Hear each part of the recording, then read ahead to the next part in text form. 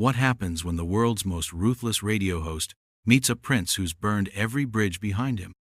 You won't believe what unfolds when Howard Stern decides to pull no punches with Prince Harry in what started as a promotional appearance, but quickly devolved into an explosive confrontation that had producers scrambling and security on standby. The tension in Studio 69 was thick enough to cut with a knife, and what you're about to witness is the moment when royal protocol met New York brutality head-on. Before we get into this incredible story, make sure you hit that subscribe button and drop a comment below, because you're not going to believe what unfolds when these two powerful personalities collide in the most uncomfortable interview ever broadcast. The atmosphere in Howard Stern's Manhattan studio was already charged with anticipation.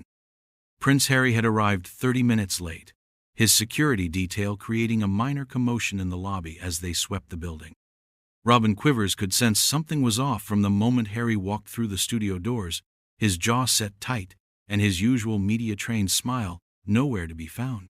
The Duke of Sussex looked like a man carrying the weight of 1,000 grievances, and Howard, ever the predator when it came to detecting weakness, immediately picked up on the scent. "So here he is, Prince Harry," Howard began, his voice carrying that familiar edge that long-time listeners knew meant trouble was brewing. "The royal who gave up his crown for Hollywood. How's that working out for you?" Harry shifted uncomfortably in his chair, the leather creaking under his movement. "It's going well, Howard. We're here to talk about my upcoming projects and—" Hold on, Howard interrupted, leaning forward with that predatory grin that had made celebrities squirm for decades. "I've got to ask you something that's been bothering me. You spend years trashing your family on every platform that'll have you, and now you're surprised they don't want you at Christmas dinner? Help me understand the logic here." The question hung in the air like a live grenade. Harry's media handler, sitting just outside the camera's view, visibly tensed. This wasn't part of the agreed-upon talking points. Robin shot Howard a look that said she knew exactly where this was heading, and it wasn't going to be pretty. "That's a very reductive way to frame a complex family situation," Harry replied, his voice carrying the first hint of the steel that was about to emerge. "I've been very careful to speak my truth while still respecting—" "Your truth?" Howard's laugh was sharp and cutting. "Come on, Harry. You sat on Oprah's couch and basically called your family racist. You wrote a book where you aired every piece of dirty laundry you could think of, and now you're talking about respect? That's rich, even for royalty." The temperature in the studio seemed to drop several degrees. Harry's hands, which had been resting casually on the arms of his chair, now gripped them tightly. His security detail, monitoring from the control room, exchanged concerned glances. This was not the softball interview they had been promised. "Howard, I think there's been a misunderstanding about what we're here to discuss," Harry said, his voice taking on that clipped, aristocratic tone that emerged when he felt cornered. "My team was very clear about the parameters of this conversation." "Oh, were they?" Howard's eyebrows shot up in mock surprise. "See, here's the thing, Your Highness. This isn't some puff piece where we talk about your meditation app or whatever wellness nonsense you're peddling this week. This is my show, and when you come into my house, we talk about what I want to talk about. And what I want to talk about is how you've become the most successful professional victim in modern history." The words hit Harry like a physical blow. Robin could see his face flush red, that famous Windsor temper beginning to surface. Fred Norris, manning the sound effects, had his finger hovering over the dump button, sensing that things were about to get very real, very fast. "Professional victim?" Harry's voice rose an octave. "Are you serious right now? Do you have any idea what my family put me through? What they put my wife through?" "Oh, here we go," Howard said, settling back in his chair like a man getting comfortable for a long show. "Tell me all about how hard it was being a prince. Tell me about the terrible burden of living in palaces and having your every need catered to while the rest of us were working real jobs. I'm all ears." The sarcasm dripped from every word, and Harry was clearly struggling to maintain his composure. His media training was warring with his natural instincts, and Howard could sense the internal battle playing out across the prince's face. "You don't know what you're talking about," Harry said through gritted teeth. "The media attention, the constant scrutiny, the lies they printed about Meghan." "The lies?" Howard pounced on the word like a cat on a mouse. Which lies specifically? Because from where I'm sitting, it looks like your wife got exactly what she wanted. She married a prince, got the title, got the platform, and then when the actual work of being royal got too hard, you both ran off to California to cash in on the victimhood narrative. Harry shot up from his chair so quickly that his microphone stand nearly toppled over. That's enough. You don't get to talk about my wife like that. Sit down, Harry, Howard said calmly, not even looking up from his notes. We're just getting started. You wanted to come on this show to promote your little projects? Well, this is what comes with the territory. You can't spend years playing the victim card and then get upset when someone calls you on it. The prince remained standing, his hands now clenched into fists at his sides. You have no idea what we've been through. The death threats, the harassment, the way they treated Meghan from day one. Right, the racism thing again, Howard interrupted. Tell me something. If your family is so terrible and so racist, why do you keep trying to get back in their good graces? Why do you keep showing up to the big events? If they're such monsters, why not just cut ties completely and move on with your life? It was a question that cut straight to the heart of Harry's contradiction, and everyone in the studio knew it. The prince's face was now fully flushed, and his composure was hanging by a thread. His security team was clearly getting nervous, with one of them speaking quietly into his earpiece. Because they're still my family, Harry said, his voice barely controlled. Despite everything they've done, despite how they've treated us, I still love them. But that doesn't mean I'm going to stay silent about their behavior. So, let me get this straight, Howard continued, clearly enjoying himself now. They're racist monsters who drove your wife to contemplate suicide, but you still want to grab dinner with them on Sunday.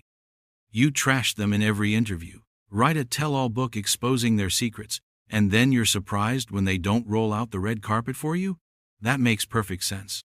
The studio fell silent, except for the low hum of the equipment. Harry was breathing heavily now, clearly fighting an internal battle between his desire to storm out and his need to salvage something from this disaster of an interview.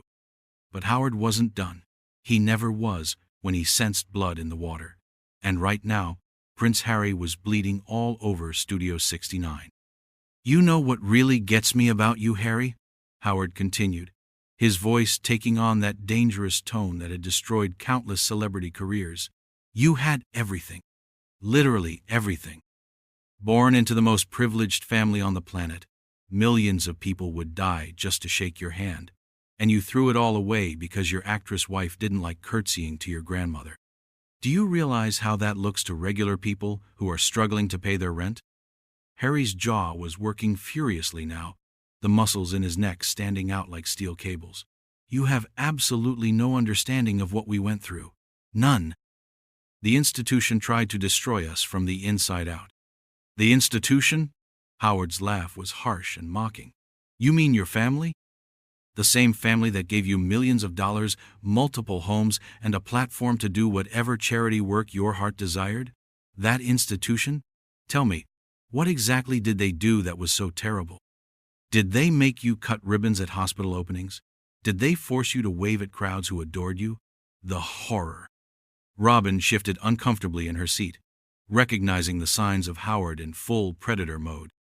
She'd seen him eviscerate guests before, but there was something particularly brutal about watching him systematically dismantle a member of the royal family in real time. They leak stories about us to the press. Harry shot back, his voice rising with each word. They used us as scapegoats to protect other members of the family. They stood by and watched while the British tabloids destroyed my wife's reputation. And your response was to run to Netflix and Spotify and make millions telling your side of the story, Howard replied without missing a beat. Funny how that works out, isn't it? You got paid handsomely for your victimhood.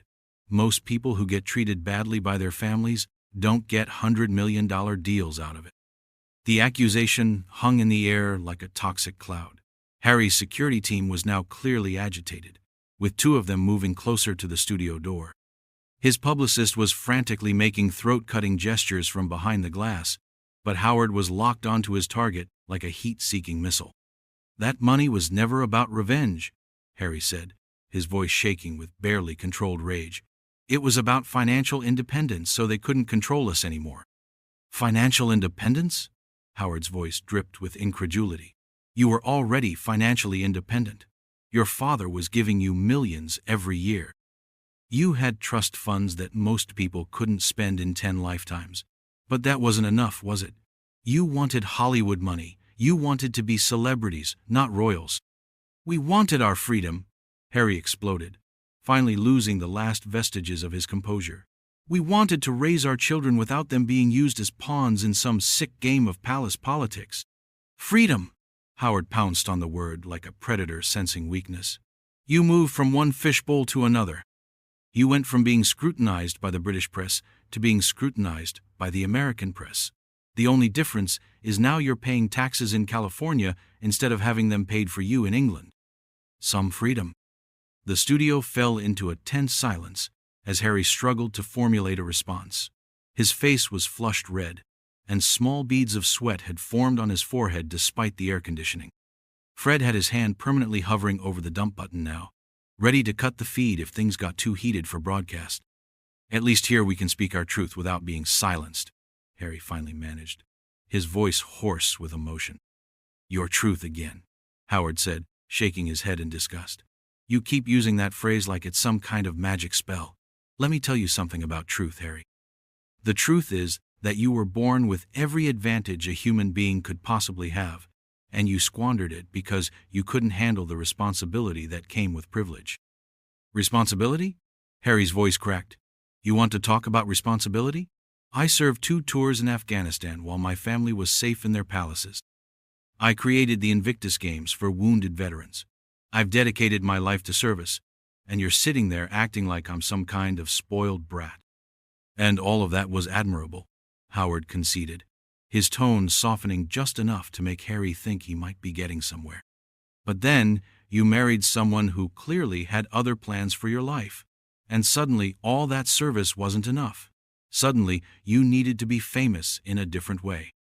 The mention of Meghan was like throwing gasoline on a fire. Harry's entire body tensed, and for a moment, Robin thought he might actually lunge across the desk at Howard. Leave my wife out of this, Harry said, his voice dangerously low.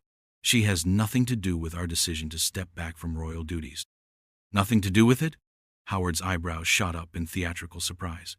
Come on, Harry. We all watched the timeline. You were perfectly happy being a working royal until she came along. Then suddenly the whole family was racist. The institution was toxic, and you needed to escape to Hollywood. Are you really going to sit there and tell me that's just a coincidence? She opened my eyes to things I'd been blind to my whole life, Harry said, his voice shaking with emotion. She helped me see how dysfunctional everything really was. Or maybe, Howard said, leaning forward with that predatory smile, she saw an opportunity to become the most famous woman in the world, and convinced you to burn down your entire life to make it happen.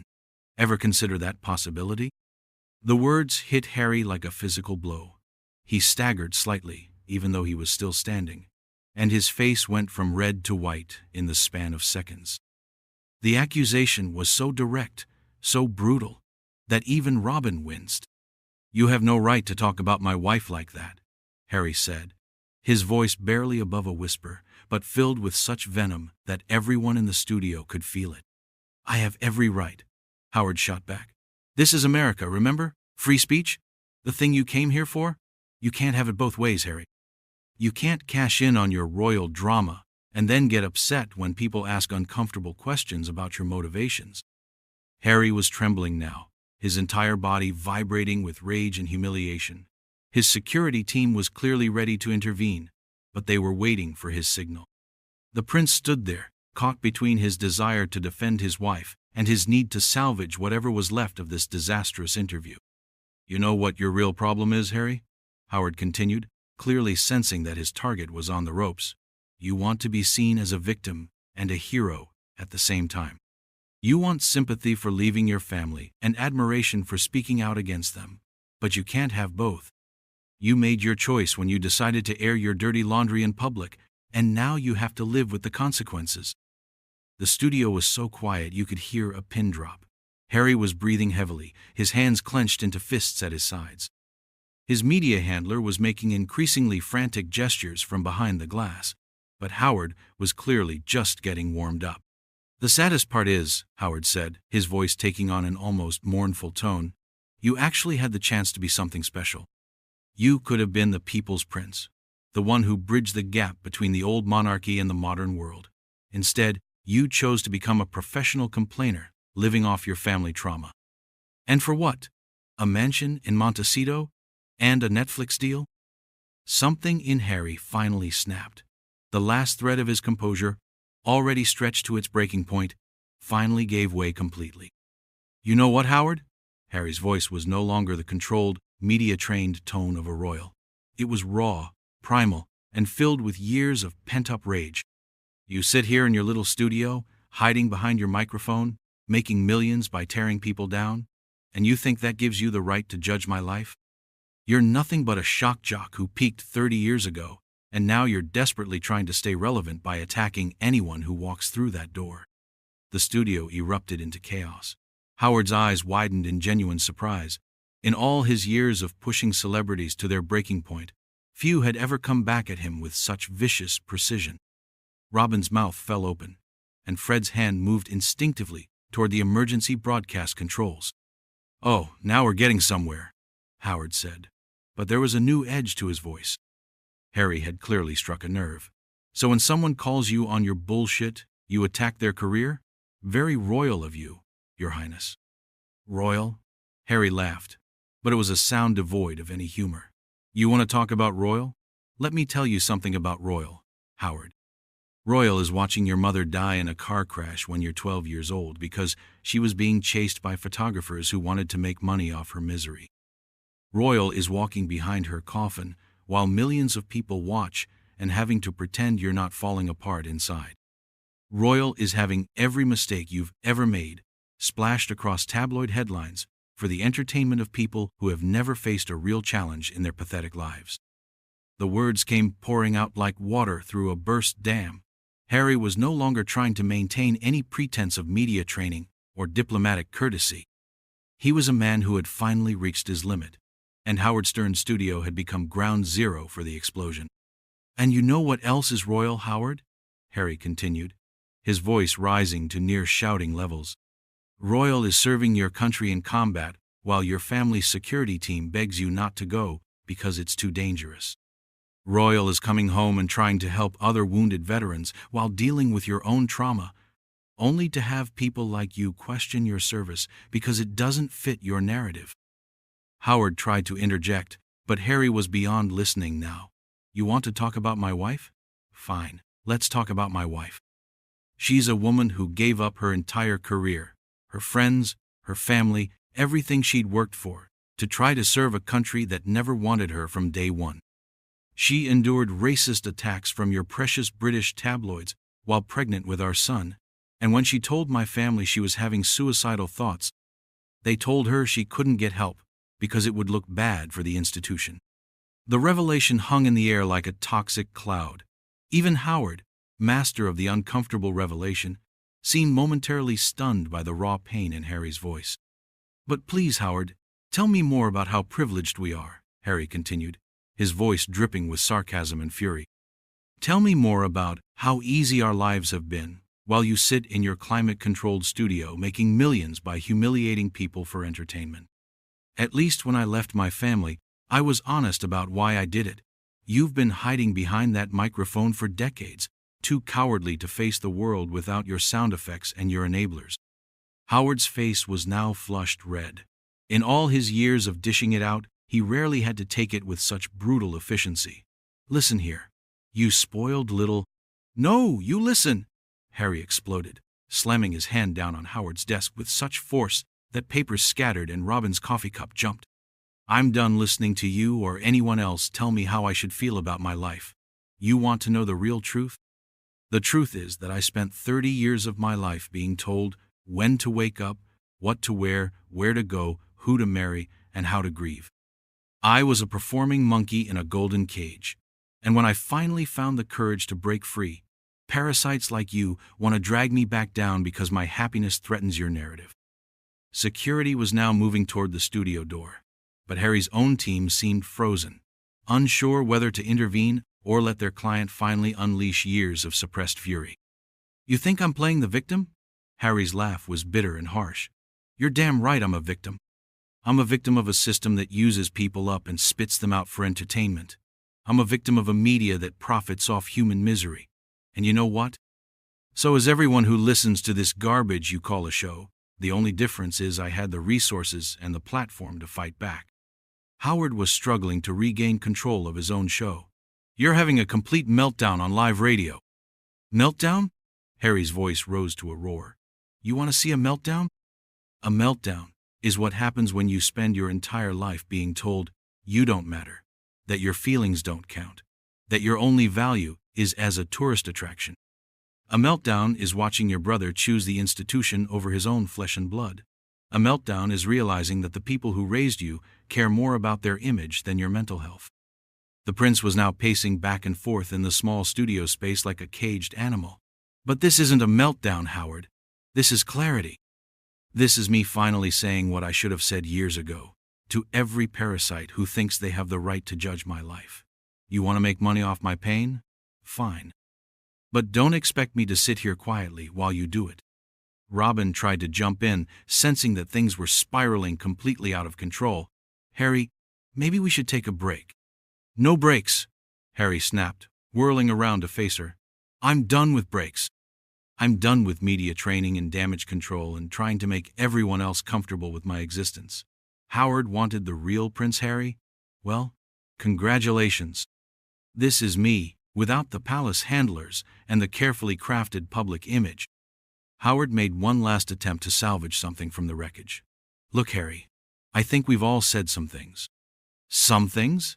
Harry's voice cracked with incredulous laughter.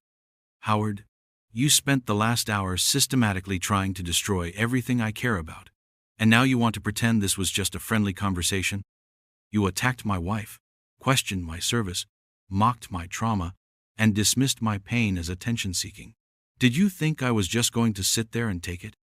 The studio fell into stunned silence. Harry stood in the center of the room, chest heaving, his carefully maintained public persona lying in ruins around him. For a moment, nobody moved or spoke.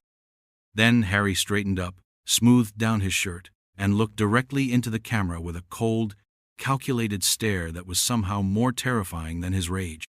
"You know what the really funny thing is, Howard?" he said, his voice now eerily calm. "You think you've won something here. You think you've exposed me as some kind of